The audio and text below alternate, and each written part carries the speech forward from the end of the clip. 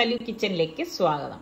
രാവിലത്തെ നിസ്കാരമൊക്കെ കഴിഞ്ഞ ശേഷം ഞാൻ നേരെ അടുക്കളയിൽ വന്ന് നമുക്കുള്ള ചായ ഇടേണ്. നല്ല കടുപ്പത്തിലുള്ള ഒരു ചായ രാവിലെ തന്നെ കുടിക്കുമ്പോഴുള്ളൊരു സുഖം അതൊന്നും പറഞ്ഞറിയിക്കണ്ട. പ്രത്യേകിച്ച് ഞാൻ എപ്പോഴും പറയണത് പോലെ നല്ല അടിച്ച ചായ, കടുപ്പത്തിന് അടിച്ച ചായ അതൊരു പ്രത്യേക ടേസ്റ്റ് തന്നെയാണ് അല്ലേ? നിങ്ങൾക്ക് ഒരുപാട് പേർക്ക് അത് ഇഷ്ടമുള്ളവരുണ്ടാവും. അപ്പോൾ നിസാറിക്കാക്ക് ഞാൻ ചായ കൊടുത്ത ശേഷം പിന്നെ ഉള്ളതാണ് എൻ്റെ പതിവ് കാഴ്ചകൾ. ഞാൻ ഈ ചായ എടുത്തുകൊണ്ട് ഞാൻ ടെറസിലേക്ക് പോകും കേട്ടോ. അപ്പോൾ ഈ ടെറസിൽ ചെന്ന് നിന്നുള്ള കാഴ്ചകളാണ് പലപ്പോഴും ഈ രാവിലെ നിങ്ങൾക്ക് വേണ്ടിയിട്ട് ഞാനിങ്ങനെ കാണിച്ചു തരുന്നത്. ഇപ്പം മഞ്ഞൊക്കെ ആയതുകൊണ്ട് അധികമൊന്നും നമുക്കങ്ങനെ ഒരു പ്രത്യേക കാഴ്ചകളൊന്നും കാണാൻ സാധിക്കത്തില്ല. ഇപ്പം ഞാൻ കാണിച്ചു തരാം ഞങ്ങളുടെ ഇവിടെ നിന്നുള്ള ഒരു വ്യൂ എങ്ങനെയാണെന്ന് വെച്ചാൽ.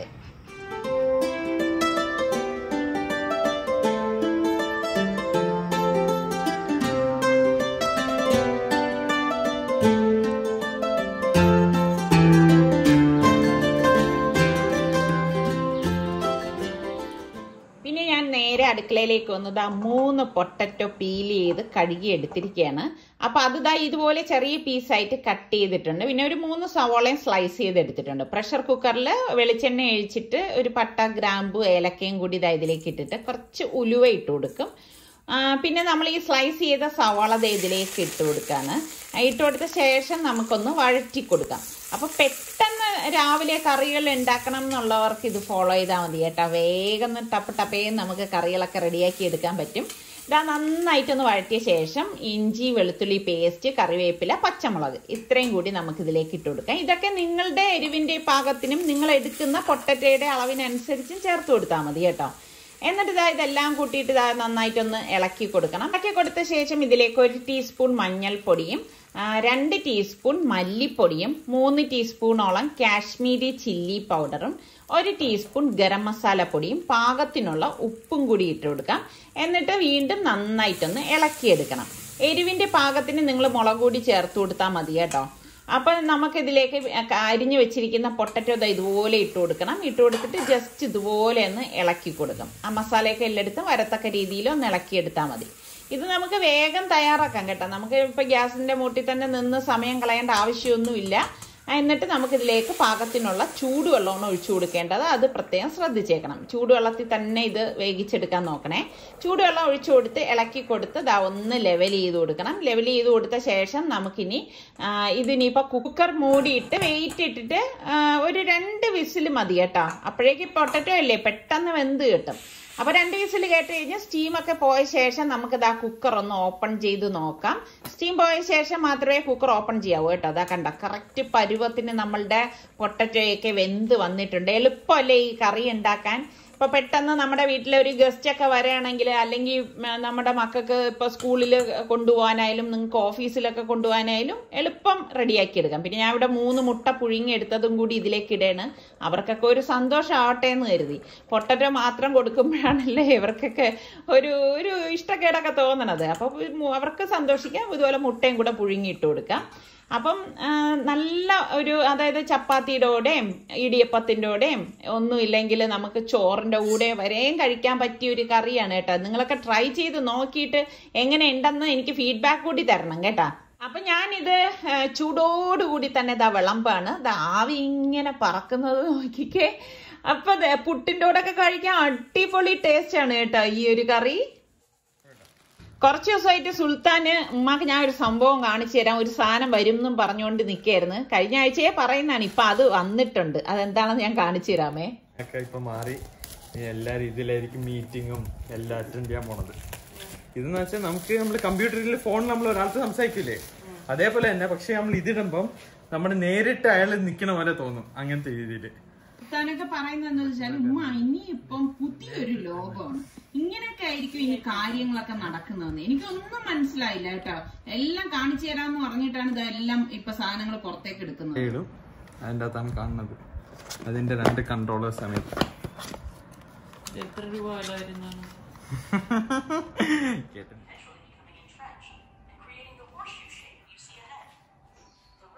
ഫോട്ടോ എടുക്കാൻ പറ്റും. അതിന്റെ നോക്കണം. ടി വി നോക്കാം. അത് കളയും നോക്കട്ടെ. ഫോട്ടോ കാഴ്ചക്കാരായിട്ട് അടുക്കളയിൽ ഒരു ജോലിയില്ല. എപ്പോഴെപ്പോഴും അടുക്കളയിലെ ജോലി ചെയ്താൽ ഇങ്ങനെയൊക്കെ കാണുന്നുണ്ട്.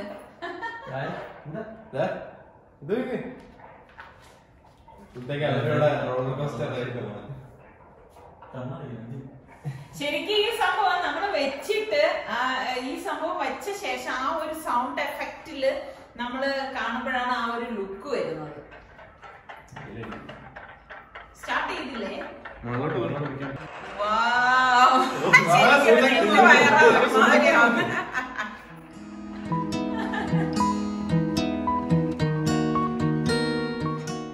ഇത് മിക്കവാറും തല ഇടിച്ചെവിടെങ്കിലും വീഴും.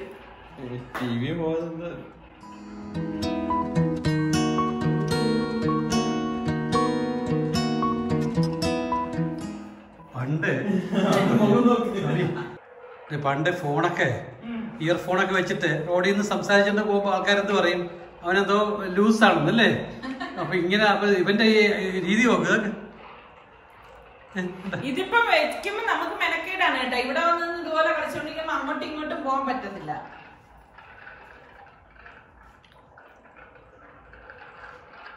പക്ഷെ ഇതിന്റെ എഫക്റ്റ് കിട്ടണമെങ്കിൽ നമ്മൾ ഈ സംഭവം ഇട്ട് ഇങ്ങനെ വെച്ചോണ്ട് തന്നെ നമ്മൾ കാണേണ്ട. അല്ലാതെ ഒരു സൗണ്ട് എഫക്റ്റും ഭയങ്കര ഒരു എഫക്റ്റും പിന്നെ കാഴ്ചക്കാണെങ്കിലും ചുറ്റിലും ഒക്കെ അങ്ങനെ ഒരു കാഴ്ചകളാണ്. ഇതാ ഇതുപോലെ ചുറ്റും ഇങ്ങനെ കാണാൻ പറ്റണതാണ്.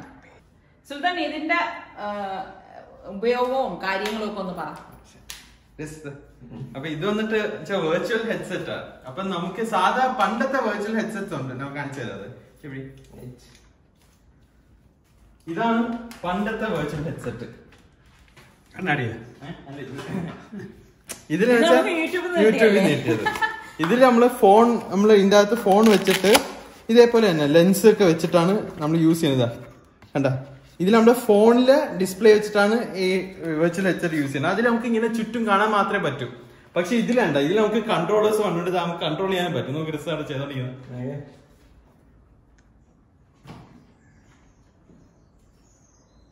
കണ്ട. അപ്പൊ നമുക്ക് വെറുതെ കാണുക മാത്രമല്ല, നമുക്ക് അവിടെ ഇന്ററാക്റ്റും ചെയ്യാം. അനങ്ങുന്നതനുസരിച്ച് അവിടെ ഡിസ്പ്ലേയും അനങ്ങും. മറ്റേ നമ്മൾ എവിടെ നിൽക്കും അതിന്റെ ചുറ്റും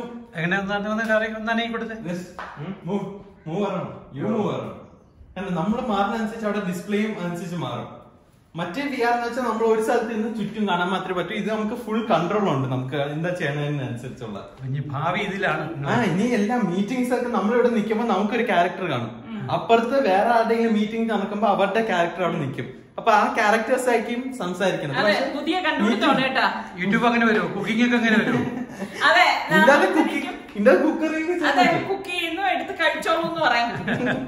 അല്ല, നിങ്ങൾ കഴിക്കാൻ വേണ്ടി വരുമ്പോ അമ്മ പറയുന്നത് TV-യിലുണ്ട്, കണ്ടിട്ട് കഴിച്ചിട്ട് പോകാൻ പറയും. റോക്കറ്റ് ഉണ്ടാക്കുന്നുണ്ട് മൂന്നിന്ന്.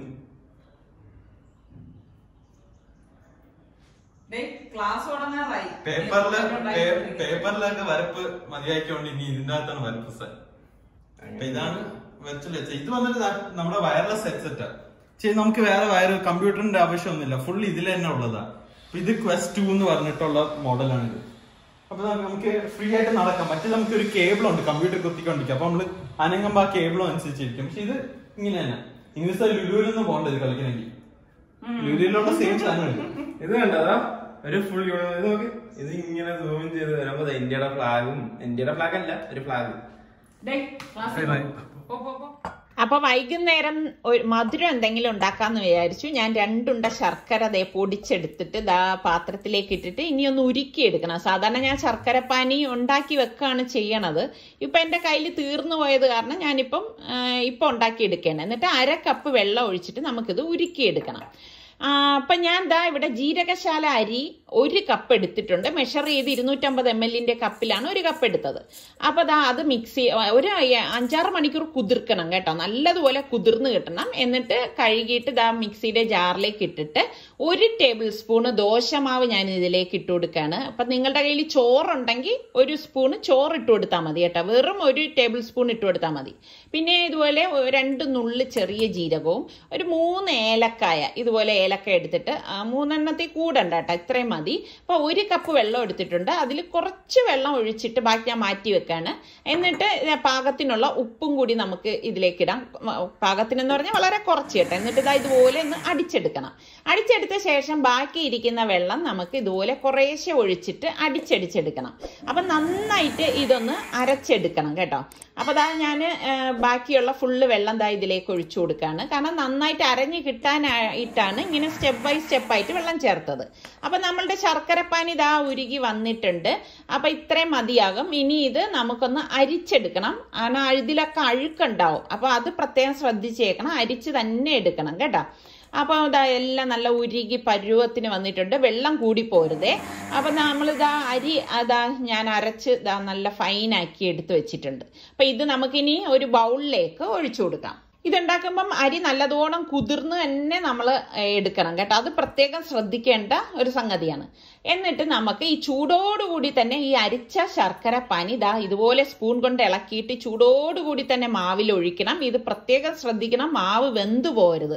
അപ്പൊ അതുകൊണ്ട് നമ്മളിത് ഇളക്കിക്കൊണ്ടേയിരിക്കണം കേട്ടോ. അതാണ് മെയിൻ ആയിട്ടുള്ള സ്റ്റെപ്പ് എന്ന് പറയുന്നത്. മാവ് വെന്തു പോരുത്, ചൂടോടുകൂടി ഇതുപോലെ ഇളക്കി ഇടിക്കണം. അപ്പം മാവും നമ്മളുടെ ഈ ശർക്കര പാനിയുമായിട്ട് നല്ലതുപോലെ യോജിച്ച് വന്നിട്ടുണ്ട്. ഞാനിതുപോലെ 2 മിനിറ്റെങ്കിലും ഒന്ന് ഇളക്കിയിട്ടുണ്ട്. പിന്നെ നമുക്ക് വേണ്ടത് ബേക്കിംഗ് സോഡയാണ് കേട്ടോ. ഒരു 2 നുള്ള് ബേക്കിംഗ് സോഡ നമുക്ക് വേണം. അപ്പക്കാരം എന്നൊക്കെ പറയത്തില്ലേ, അത് തന്നെ സംഭവം. അപ്പോൾ ഞാൻ ഇത്രയാണ് ബേക്കിംഗ് സോഡ എടുത്തിരിക്കുന്നത്. അതും കൂടി നമുക്ക് ഇതിലേക്ക് ഇട്ടിട്ട് നന്നായിട്ടൊന്ന് മിക്സ് ചെയ്ത് കൊടുക്കാം. അപ്പം എളുപ്പം ഉണ്ടാക്കിയെടുക്കാൻ പറ്റണ ഒരു അടിപൊളി കലത്തപ്പമാണ് നമ്മൾ തയ്യാറാക്കണത് കേട്ടോ. അപ്പോൾ നന്നായിട്ട് ഇതുപോലെ ഒന്ന് മിക്സ് ചെയ്ത് കൊടുക്കണം. അപ്പം ഞാൻ അവിടെ പച്ചത്തേങ്ങയാണ് ഞാൻ എടുത്തത്. അത് കുറച്ചധികം അരിഞ്ഞെടുത്തിട്ടുണ്ട്. ചെറിയ ഉള്ളി ഒരു 3 എണ്ണം ഇതുപോലെ ഒന്ന് വട്ടത്തിൽ അരിഞ്ഞു എടുത്തിട്ടുണ്ട്. പാനിൽ വെളിച്ചെണ്ണയാണ് ഒഴിക്കണത്. മസ്റ്റായിട്ട് വെളിച്ചെണ്ണയിൽ തന്നെ നമ്മളിത് തയ്യാറാക്കിയെടുക്കണം കേട്ടോ. എങ്കിലാണ് ടേസ്റ്റ് ഉള്ളത്. അപ്പം നാടൻ പലഹാരങ്ങൾക്ക് അതിൻ്റെതായ രീതിയിൽ ഉണ്ടാക്കിയാലേ ടേസ്റ്റ് കിട്ടത്തുള്ളൂ. എന്നിട്ട് തേങ്ങ അരിഞ്ഞത് ഞാൻ ഇതുപോലെ ഒന്ന് വഴറ്റിയെടുക്കണം. ഞാൻ കുറച്ചധികം തേങ്ങ എടുത്തിട്ടുണ്ട്. ഇവിടെ നിസാർക്കാക്ക് ഇങ്ങനെ കടിച്ച് കഴിക്കാൻ ഭയങ്കര ഇഷ്ടമാണ് കേട്ടോ. അതുകൊണ്ടാണ് കുറച്ചധികം എടുത്തത്. നിങ്ങൾക്ക് എത്രയാണോ വേണ്ടത് അതിനനുസരിച്ച് എടുത്താൽ മതി. അത് വറുത്ത് കോരിയ ശേഷം ചുവന്നുള്ളി അരിഞ്ഞതും കൂടി ഇതുപോലെ ഇട്ടിട്ട് ഇതുപോലെ ഒന്ന് മൂപ്പിച്ചു കൊടുക്കണം. ഇതുപോലെ ഒരു ഗോൾഡൻ കളർ ആകുമ്പോഴേക്കും നമുക്കതും എണ്ണയിൽ നിന്ന് മാറ്റാം. അപ്പോൾ ബാക്കിയിരിക്കുന്ന ഈ എണ്ണ കളയൊന്നും വേണ്ട കേട്ടോ. ഈ എണ്ണ നമ്മൾ ഇനിയിപ്പോൾ ഉപയോഗിക്കും. അപ്പോൾ ഇതും ഞാൻ മാറ്റുവാണ്. അപ്പോൾ നമ്മൾ വറുത്തെടുത്ത തേങ്ങയും ചുവന്നുള്ളിയും ഇതുപോലെ ഒരു പാത്രത്തിലാക്കി ഞാൻ മാറ്റി വെച്ചിട്ടുണ്ട്. അപ്പോൾ ഞാൻ പ്രഷർ കുക്കർ നന്നായിട്ട് വെള്ളം പോയ ശേഷം നമ്മൾ ഈ എടുത്ത് എണ്ണ ഉണ്ടല്ലോ, ബാക്കിയുള്ള എണ്ണ ഇതിലേക്ക് ഒഴിച്ചു കൊടുക്കുകയാണ്. എന്നിട്ട് ഒരു ബ്രഷ് കൊണ്ട് ഞാൻ ഇങ്ങനെ ചുറ്റിനൊന്ന് ബ്രഷ് ചെയ്ത് കൊടുക്കും. എന്നിട്ട് നമ്മളുടെ ഈ മാവുണ്ടല്ലോ, മാവ് കുക്കറിനുള്ളിലേക്ക് ഒഴിച്ചു കൊടുക്കാം. അപ്പം ഞാൻ ഗ്യാസ് ഓൺ ചെയ്തിട്ടുണ്ടായിരുന്നു. പ്രത്യേകം ശ്രദ്ധിക്കണം, ഇത് അലുമിനിയം കുക്കറിൽ തന്നെ ഉണ്ടാക്കിയാൽ മതി. അല്ലെങ്കിൽ നിങ്ങൾക്ക് അലുമിനിയം പാത്രത്തിലോ നോൺ സ്റ്റിക്ക് പാത്രത്തിലോ ഒക്കെ ഉണ്ടാക്കാം. പക്ഷേ സ്റ്റീൽ പാത്രത്തിൽ ഉണ്ടാക്കരുത് കേട്ടോ. ഞാൻ ഒരു പ്രാവശ്യം ഉണ്ടാക്കിയപ്പോഴേക്കും അത് അടുക്കി പിടിച്ചായിരുന്നേ. അപ്പോൾ നമ്മളുടെ ഈ വറുത്ത് വെച്ചിരിക്കുന്ന തേങ്ങയും ഉള്ളിയും കൂടി ഇതിന് മീതെ ഇതുപോലെ ഇട്ട് കൊടുക്കും. അപ്പോൾ ഹൈ ഫ്ലെയിമിൽ വെച്ചിട്ട് 1 മിനിറ്റ് ശ്രദ്ധിച്ച് കേൾക്കണം. 1 മിനിറ്റ് ഹൈ ഫ്ലെയിമിൽ വെച്ചിട്ട് നമ്മളിത് ഓൺ ചെയ്യണം. അതിനുശേഷം 1 മിനിറ്റിന് ശേഷം മീഡിയം ഫ്ലെയിമിലും ലോ ഫ്ലെയിമിലും ഇടയിൽ വെച്ചിട്ട് 15 മിനിറ്റ് വെക്കണം. 15 മിനിറ്റിന് ശേഷമാണ് ഞാനിപ്പോൾ ഇത് തുറന്നിരിക്കുന്നത്. പക്ഷേ കണ്ട, എൻ്റെ ഫ്ലെയിമിന് കുറച്ച് ഞാൻ പറഞ്ഞതിൽ നിന്ന് തീ കൂടുതലാണ് വന്നത്. അതുകൊണ്ടാണ് ഇപ്പം നോക്കിക്കുക, ആ സൈഡൊക്കെ ഒരു കറുത്ത ഭാഗമായിട്ട് കാണുന്നുണ്ട്. ഇനി ഇളക്കി എടുത്തിട്ട് ഞാൻ പറയാം എങ്ങനെയുണ്ടെന്ന്. അപ്പം നമ്മൾ നന്നായിട്ട് തണുത്ത ശേഷമേ ഇത് പ്രഷർ കുക്കറിൽ നിന്ന് മാറ്റാവൂ. അത് പ്രത്യേകം ശ്രദ്ധിക്കണം കേട്ടോ. നല്ലതുപോലെ തണുത്ത ശേഷം ഞാൻ പ്രഷർ കുക്കറിൽ നിന്ന് എടുക്കുകയാണ്. അടിഭാഗം ലേശം ഒരു കളർ വ്യത്യാസം വന്നിട്ടുണ്ട് കേട്ടോ. കാരണം ആ ഫ്ലെയിമിലുള്ള ആ ഏറ്റക്കുറച്ചിലും കൊണ്ടാണ് അങ്ങനെ വന്നത്. നിങ്ങൾ ഉണ്ടാക്കുമ്പോൾ ശ്രദ്ധിച്ച് ചെയ്താൽ മതി കേട്ടോ. അപ്പോൾ നല്ല കറക്റ്റ് ടെക്സ്ചറിൽ വന്നിരിക്കണം. അത് പിടിക്കുമ്പോൾ തന്നെ നമുക്ക് മനസ്സിലാവും നല്ല ഒന്നാം തരം കലത്തപ്പമാണെന്നുള്ളത്. അപ്പോൾ ഞാൻ കലത്തപ്പം കട്ട് ചെയ്ത് കാണിച്ചു തരാം. എപ്പോഴും ശ്രദ്ധിക്കണം, തണുത്ത ശേഷമേ നമ്മളിത് കട്ട് ചെയ്യാവൂ. ചൂടോടുകൂടി ചെയ്തേക്കരുത് കേട്ടോ. അപ്പോൾ നമ്മൾ ഈ കലത്തപ്പം കട്ട് ചെയ്ത് കഴിയുമ്പോഴേക്ക് ഇതിൻ്റെ സൈഡിലൊക്കെ ഇങ്ങനെ ആരി വരണം. അതാണ് അതിൻ്റെ ആ ഒരു ടെക്സ്ചർ എന്ന് പറയണത്. കണ്ട, അടിയിൽ ലേശം കളർ മാറിയത് ഇതുപോലെ ആരി വരണം. അപ്പോഴാണ് കലത്തപ്പം പെർഫെക്റ്റ് ആയെന്ന് നമുക്ക് മനസ്സിലാവണത്. ആരുണ്ടെങ്കിലും അത് ശരിയാവത്തുള്ളൂ കേട്ടോ. അപ്പൊ നമ്മൾ നല്ല രീതിയിൽ പറഞ്ഞ കണക്ക് നിങ്ങൾ ഇത് ഉണ്ടാക്കി നോക്കൂ. പെർഫെക്റ്റ് 100% നിങ്ങൾക്ക് നല്ല ഒരു കലത്തപ്പം ഉണ്ടാക്കിയെടുക്കാൻ പറ്റും. അപ്പൊ ഇന്നത്തെ 2 റെസിപ്പി നിങ്ങൾക്ക് എല്ലാവർക്കും ഇഷ്ടമായെന്ന് വിശ്വസിക്കുന്നു. അടുത്ത നല്ല റെസിപ്പിയോ വ്ളോഗോ ആയിട്ടൊക്കെ വരുന്നത് വരെ എല്ലാവർക്കും ബൈ.